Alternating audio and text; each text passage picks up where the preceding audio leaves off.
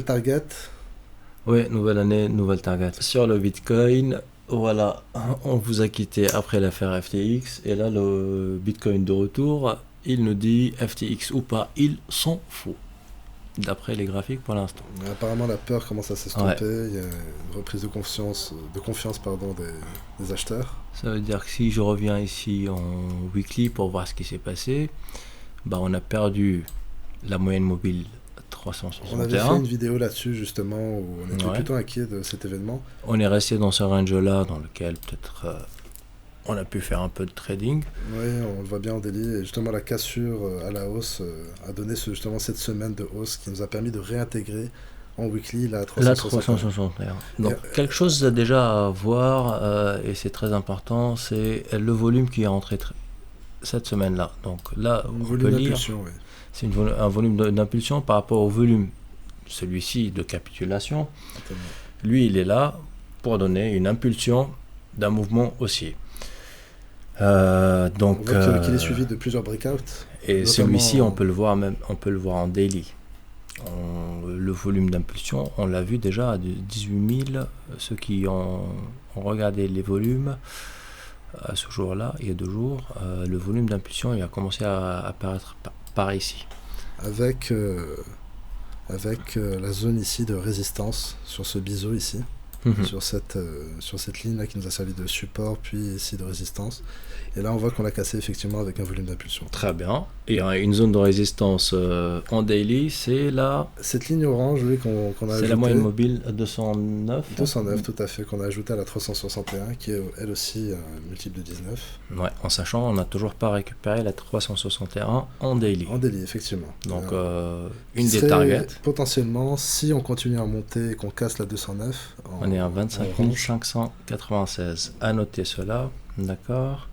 Et il y a quelque chose de très important déjà. Regarde le RSI, Ouais, il a en gonflé daily, très vite. On est clairement en surachat. Il a gonflé très vite.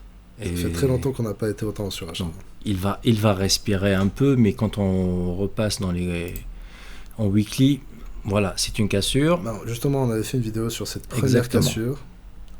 La première cassure est... On peut peut-être l'encercler. Voilà, pas ici.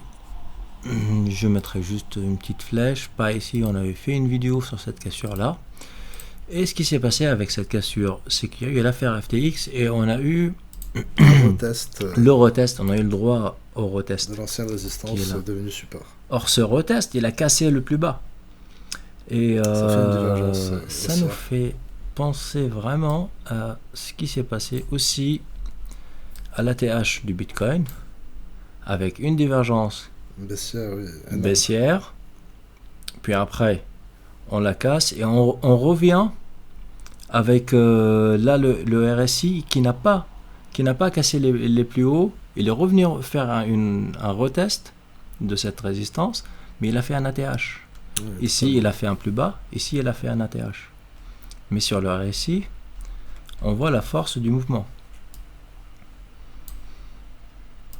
Et là, on va voir clairement, ces 3 derniers jours, on a vu une force vraiment sur le marché. Moi, personnellement, je m'étais posé sur quelques alts avec un petit effet de levier. Et là-dessus, vu le mouvement que je vois, je pense que je vais juste monter mes stops sans chercher à trouver d'autres positions pour l'instant. Parce qu'on ne sait pas, là, on peut être aussi sur des résistances. On a un objectif qui est par ici. Normalement, d'ici demain, on devrait se maintenir au-dessus de la 361 en weekly, ce qui est plutôt haussier. Et la 209 en weekly, elle est à 24 883. C'est pas si loin, on peut y aller assez facilement. Bon. Si on continue la tendance. Ouais, on peut aller assez vite ou on peut aussi retracer. Mais si on dit nouvelle année, on peut aussi dire des nouveaux objectifs pour cette année-là. Oui, des nouveaux pivots. Donc peut-être on peut regarder les pivots de cette année. Et on peut voir les niveaux de cette année parce que ça a été mis à jour en début d'année. Donc notre niveau pivot ici, qui lancera une réelle tendance haussière, il est à 26 741, c'est marqué par ici. Notre première résistance sera à 38 000, Un Bitcoin à 38 000, ça serait déjà un beau retracement. Mais ce sont des zones de gestion de risque pour les personnes qui ont pu recharger par ici et par là. R1 est souvent revisité. Ici, on voilà. peut voir, donc il faut prévoir le scénario. Ici, on a retesté R1 en août 2019. Oui, c'est ça. Ici, on a pareil, on n'est pas très loin de le tester, le top, 2018. Et là, sur le bull run, on allait jusqu'à R3 2 fois. Ouais. Après, faut être prêt pour voir les deux scénarios, voire même les trois. Les trois, c'est le troisième, c'est le scénario cauchemar, c'est qu'on descend, on casse encore ce plus bas et que ça part encore plus bas. Donc il faut être prêt aussi pour ce scénario-là. Et il faut quelque part être prêt pour un scénario où on aura une résistance par ici et qu'on pourra tracer aussi après pour retrouver un support soit sur le pivot, soit plus bas. On ne sait pas lire l'avenir. Et on a des zones, des futures zones où on peut aussi les considérer comme des résistances. Mais tant qu'on n'est pas à 59 000, bah, on ne peut pas en parler pour l'instant. Il y a des niveaux à casser avant. Mais on peut dire que ça peut être des objectifs tangibles. Et notre support de l'année S1, il est à 5260. Oui, voilà. Si on visait ça, effectivement, c'est terrifiant. Bon, tu vois un Bitcoin à ce prix-là, personnellement? Je ne sais même pas si historiquement, si on l'avait visité, je crois. C'est la seule fois. Ici, c'était en 2018, voilà, ouais. Sur la correction du bear market 2018. Non, franchement, S1 ou pas, au moment où on avait le Bitcoin à ces prix-là, la quantité du dollar qui est existant sur le marché n'était pas la même. Là maintenant, je vois mal un retour sur ces prix. L'inflation du dollar a doublé, donc on ne peut pas revisiter ces prix-là. Et si on revisite ces prix-là, c'est vraiment le fondamental du Bitcoin qu'il faut un peu revoir et remettre en question. Et qui aura été remis en question si on retourne à ce niveau de prix, effectivement. Je vois pas la raison pour laquelle on peut aller. En tout cas, le scénario qui se dessine actuellement, voilà, ce sont des breakouts haussiers avec des cassures de résistance, des réintégrations. Bon, ça a l'air plutôt boule avec du volume. Là, quand je reviens, là, on voit qu'on allait toucher R5 directement. Ouais. Mais ce que je voulais voir aussi, ouais, c'est cela. Regarde. Vous voyez quand les pivots sont resserrés. Ouais. Effectivement. Ouais. C'est pas ici. C'était une journée où vraiment la validation était à 17 400. Ça, c'est R5 déjà. Et depuis, on a fait un pump. Et ça, ce phénomène-là, donc on peut le repérer pour les futurs retracements ou les futurs mouvements. Là, on voit qu'ils sont très éloignés. Parce que ça s'est produit aussi sur l'étage au-dessus. Donc, je retire les pivots. On a regardé un peu peut-être d'autres indicateurs. Les objectifs. Parce que sur chaque indicateur, je trouve qu'il y a des signes boules qui sont. Ouais. Qu'est-ce que tu en penses comme indicateur? Les mêmes DXY. Sur le dollar, ben voilà, pareil. Voilà. Qu'est-ce qu'il nous indique? On a une cassure daily de la 361. Ouais. Qui est clairement un signal bear. On peut le voir aussi dans le passé, souvent. Quand on casse, on vient la retest pour être rejeté beaucoup plus bas. Et vraiment enclencher un mouvement baissier. Et pareil ici, en 2017 aussi, voilà, on a une cassure, retest et retracement à la baisse. Donc ça a l'air d'être ce qui se profile. Donc une cassure ici, on avait déjà cassé tout ce qui est Ishimoku, tout ça. Donc par rapport à Ishimoku, on est baissier au niveau du dollar. Donc le dollar va continuer à retracer. Et on attend que la corrélation inversée commence de plus en plus à manœuvrer. On parlait d'un retard du Bitcoin. Et apparemment, ce scénario a l'air de se valider. Il commence à rattraper son retard. Avec le recul, qu'on puisse dire, c'était le spring. Voilà. C'est le scénario qui a l'air de se profiler. Ouais. Un spring qui est un petit peu rangé. Ouais, un spring qui a duré trop longtemps quand même pour un spring. Voilà. Donc il a eu le temps parce que vraiment le niveau de la peur des gens ici pour acheter là. C'est extrême sur le crypto-fear gris, on le voyait. Ouais. Donc voilà, sur ce, peut-être on peut retracer, remonter. C'est ça, un retest un peu comme sur le RSI.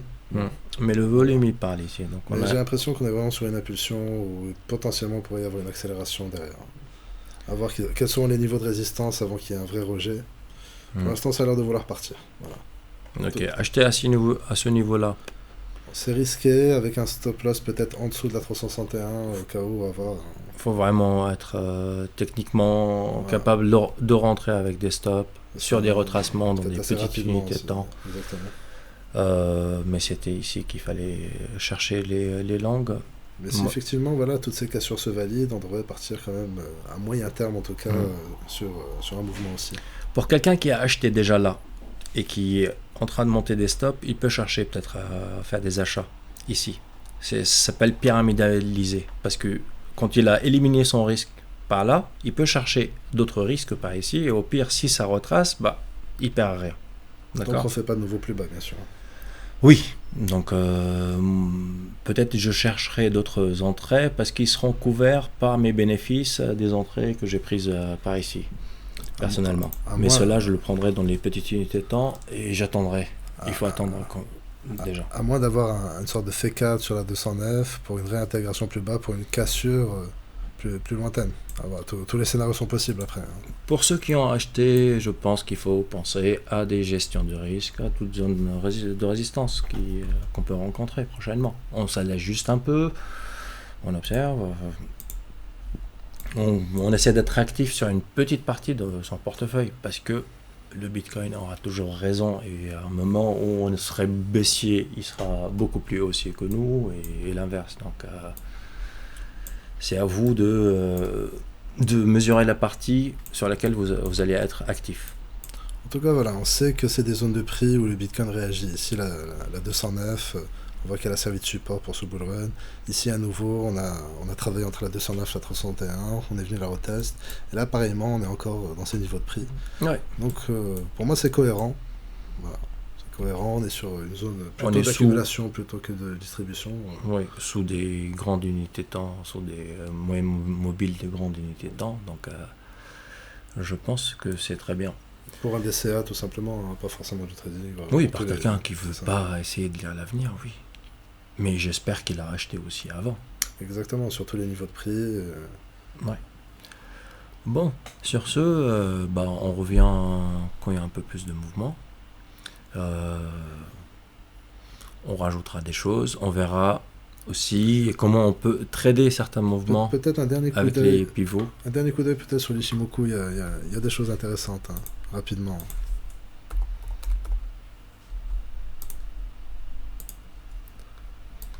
Alors ici... On retire les moyennes mobiles pour avoir très bien. Meilleure visibilité.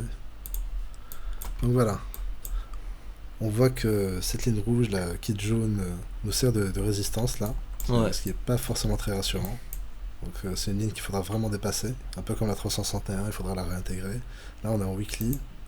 En monthly, on est face au nuage, et là c'est incroyable, on fait une énorme bougie verte pour le contourner. À voir si ça se continue, on pourrait potentiellement le contourner. On parlait de surfer dessus avant. Bon. Après, je verrais plus un scénario effectivement comme cet ancien bear market ici, où on l'a traversé, on a travaillé un peu en dessous. On l'évite dans le rebond. C'est ça. On replonge en dessous dans un retracement, donc il faut encore prévoir le scénario d'un rebond, puis retracement, puis en tout cas puis bull run. C'est ça. Et en tout cas ici, on voit que pour revenir au-dessus du nuage, il faut réintégrer les 35 000 $. Voilà. Et plus, voire 40 000 et plus. Pour vraiment repartir sur un mouvement, une acceptation haussière, en tout cas sur les Shimoku en monthly. Et en daily peut-être, rapidement. Voilà, en daily. Oui, en daily. C'est parti en daily. Voilà, depuis un petit bout de temps. Ceux qui traitent les Shimoku. Depuis quelques jours, normalement. Ils sont déjà bien excités. Et ça fait un petit bout de temps qu'en daily, on n'est pas repassé au-dessus du nuage. Il y a eu ici ce moment-là en avril 2022. Mais voilà, depuis le top ici à 69 000, c'est le seul moment où on a fait un petit fake out ici. Et là, voilà, on y est à nouveau. À voir peut-être un retracement ici. À voir le nuage aussi derrière, comment il va se comporter. Parce là, qu'après, s'il latéralise, ça veut dire qu'on va ranger encore. C'est ça, exactement. S'il latéralise, effectivement, le nuage va continuer à peu près sur les mêmes niveaux. Peut-être un retest ici au 18 000, peut-être, à voir. Tout dépend effectivement de la continuation des prochains jours, prochaines semaines. Mais oui, le signal est aussi en tout cas en daily. Sur ce, on vous retrouve quand le Bitcoin sera à 29 000. C'est ça. C'est un peu ça l'idée. Ou à 12 000. Allez, ciao. Ciao.